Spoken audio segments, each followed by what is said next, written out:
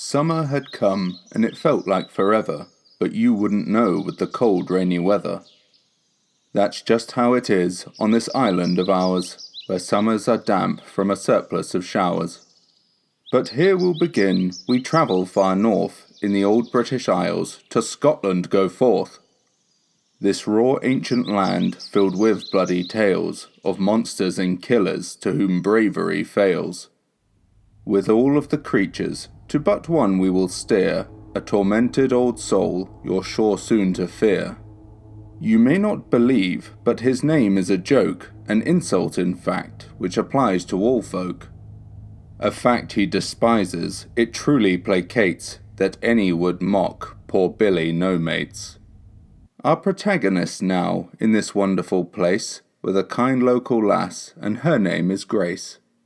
Grace was too pleased, her plans were all set, for a summer of travel, though her parents did fret. She planned to explore, to camp out and drive, the thought of adventure made her feel so alive.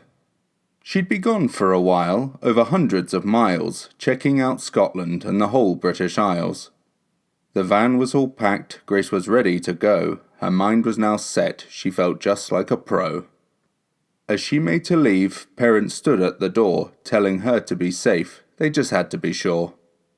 They told her to call and keep them updated, she agreed that she would, so they would be placated.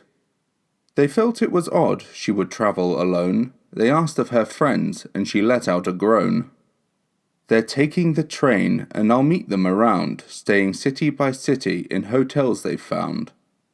By taking the van, I'm saving on rates, I swear that I'm not just some Billy no-mates. With all said and done, her adventure was nigh, so she started the van and they waved her goodbye. Grace drove in peace, enjoying the views, singing to music but avoiding the news, which she would regret as misfortune imposed, for the road she had planned was now sadly closed. Frustrated with this, she turned back around, turning off of main roads onto dirt ones she found. She was far from the city and the vast countryside, which was still mostly green, a point of natural pride. While boundless and pretty, worth novelization, Grace was all too far from civilization. The sun getting low, she thought it quite strange, there was no one around in this unending range. She drove on for hours, and the sun had long set. Not taking the train she began to regret. The darkness of night wasn't much to abide, and with rain setting in, she pulled off to the side. The rain tapped her van in a symphonic beat, which helped her relax in a small pleasant treat. She looked at her phone, and much to her ire, there wasn't a signal, this evening felt dire. Observing the time, it was nearly 11, so she'd wait out the rain in her old mobile heaven. Grace grabbed a blanket and locked up her van, getting cozy and snug, or as well as you can. Her mind drifted off in the subtle rainfall, Grace then fell asleep in no time at all. As if in a moment she quickly awoke, only to find that a mirror had broke. But then, stranger still, was the road where she rest. A hard rain had set in, it all made her stressed. Fighting her fear, she reached for her keys, then from within the rain, a new sound on the breeze. She could barely make out, to the point she was doubting. From what she could tell, it was almost like shouting. She started the van, but through the dense rain, could not see a thing. Was she going insane? Grace focused her eyes and scanned every side. If someone was there, they'd have nowhere to hide. But that would assume that he was afraid. No, this is just part of how he'd always played. Not seeing a thing, Grace then looked ahead.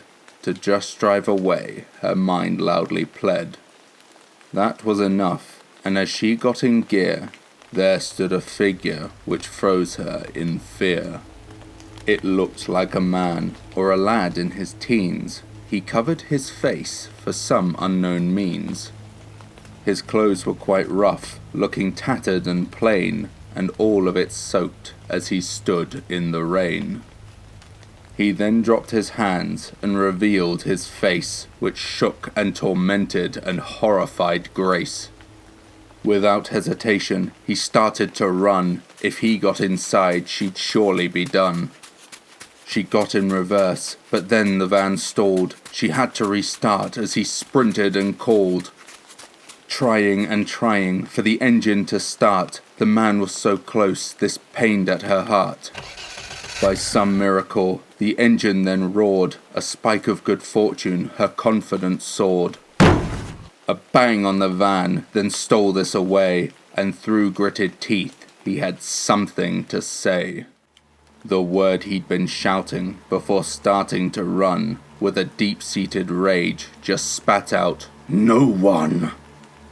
Grace tried to reverse from the psychopath's will, but the car wouldn't move. He was holding it still. He pulled at the van to keep it from reversing, still rambling that word, all hope was dispersing. He glared in her eyes in a furious frown. She changed up the gear and just ran him down. As she drove on in the violent downpour, he kept shouting that word just the same as before.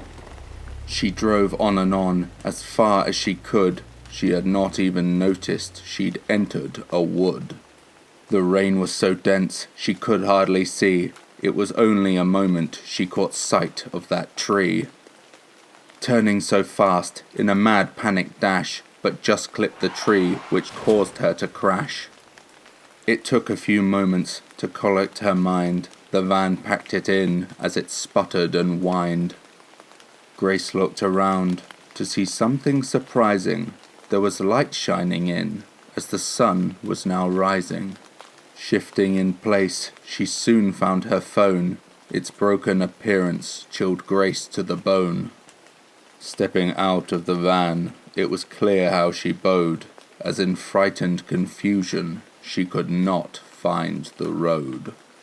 Worse than where now the dirt road had gone, there scratched on her car were the words, "No one." Grace couldn't move. In the hammering rain, it covered her body in a cold, tired pain. There once again, in the distance she heard the tormenting cries which held her disturbed. The rain was too dense, it came from each side, so she jumped in the van to lock up and hide. The rain hammered down, it was all that she heard, save for him screaming that terrible word. When she hadn't called, her parents got scared, so called up her friends to see how she fared. They had not seen her, and feeling appalled, her parents hung up and the police were called. It didn't take long to find Grace's van, but she was just gone, no trace from their scan. Except for one note, which hinted the end, in her own handwriting, "I am with a friend."